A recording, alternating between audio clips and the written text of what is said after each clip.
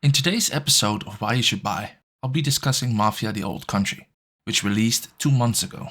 The original was set in the 1930s, its sequel in the 40s, 50s, and Mafia 3 in the late 60s. Rumor had it that the next one was going to be in the late 70s, 80s in Vegas. But instead of moving forward towards the 20th century, Mafia the Old Country decided to bring us back to the beginning, not just of the century, but of the Mafia itself. Part mob drama, part western, Mafia the Old Country is enriched with old school atmospheres that it makes you smell the olive oil and sun-dried tomatoes.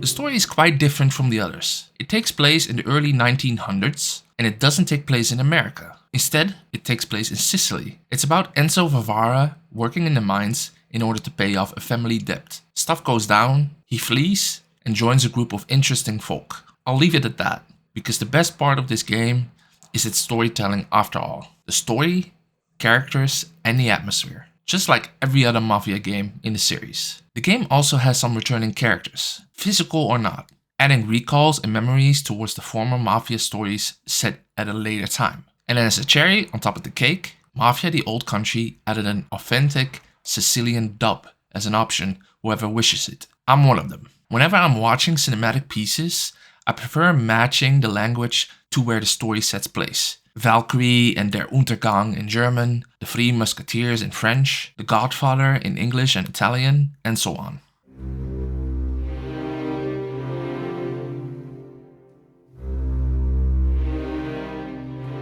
Every Mafia game created was filled with stunning atmosphere, and Mafia the Old Country is not any different. The way they portrayed Sicily in 1900s is spot on.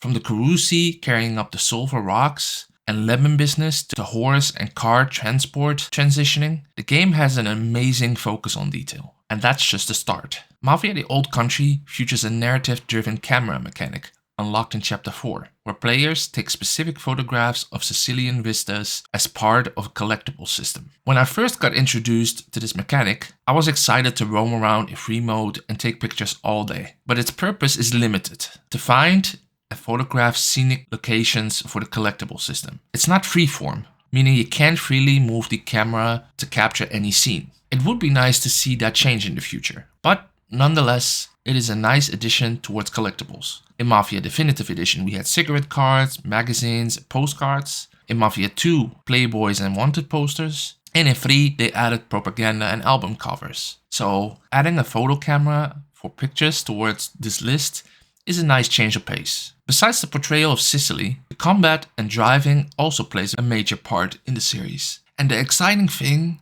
is that these two aspects were brought to the next level when it comes down to presentation. Back in the old days in Sicily, you did a lot of horseback riding, as the transition from horses to cars still took place. Also, in early 20th century Sicily, knife fighting, particularly with the stiletto, was a prominent cultural practice. This art involved specific techniques and honor duels for resolving disputes, often ending in injury or death. So it's great to see Mafia the Old Country made this as a part of the atmosphere. The way it's created towards the combat system is a bit underwhelming. Every time you use your knife to perform an action, killing or lockpicking, it takes away one of the 5 slots. If all 5 are used, you need to resharpen your knife, meaning lots of people won't bother too much with it. And even though it's not supposed to be an Assassin's Creed stealth game, it does take away the satisfaction of performing cinematic finishes we used in other Mafia games. But your guns are also more old school, so regardless of using these tools more frequent, it doesn't come at the cost of atmosphere in the game. The tires make more gritty sounds, and the megaphone's audio get affected while driving off-road, putting focus on the detail of early cars.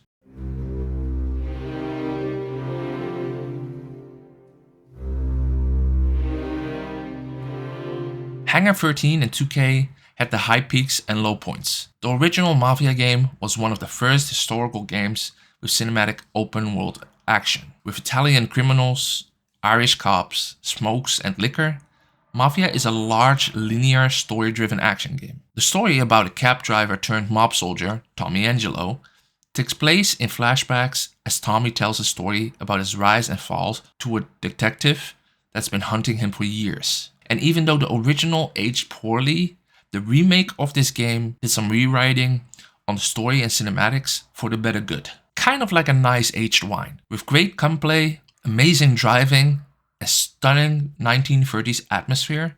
Mafia Definitive Edition turned out a masterpiece, most likely the best in the trilogy. Its sequel, released in 2010, takes place in the 1940s, and its story is amazing. Vito is a very likable character, an upcoming gangster in Empire Bay, a war hero turning a made member of the Falcone crime family. The atmosphere, vehicles, mood, and focus on detail make the presentation pretty solid. And then we get to Mafia 3, which released 2016. It had very mixed reviews, good and bad. And even though I enjoyed it, I also had some issues with this one. The game doesn't lack in storytelling at all. It's very well written and the atmosphere is great. However, during the time this game came out, open world games were making a rise and thus also added to this Mafia game. Yes, Mafia 3 is an open world third person shooter in the setting of GTA. The main missions are still like its predecessors, but when you decide to do side missions and quests, it feels like a lot of boring work, and you have to do some of these side quests before you can continue the story, which kind of hurt the positive parts about the game. And so, when Mafia the Old Country came out, even though lots of people enjoy open world, it's kind of a relief that it went back to its roots. Good gunplay, amazing storytelling, focus on detail, and stunning atmosphere. Just as I like it from a Mafia game.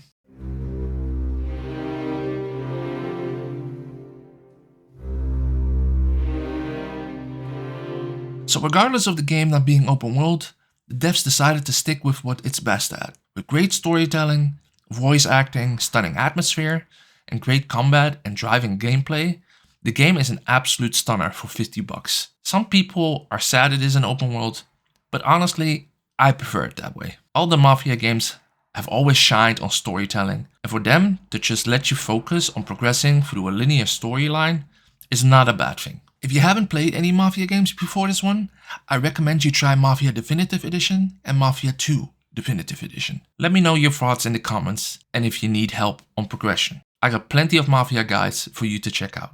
Stay tuned.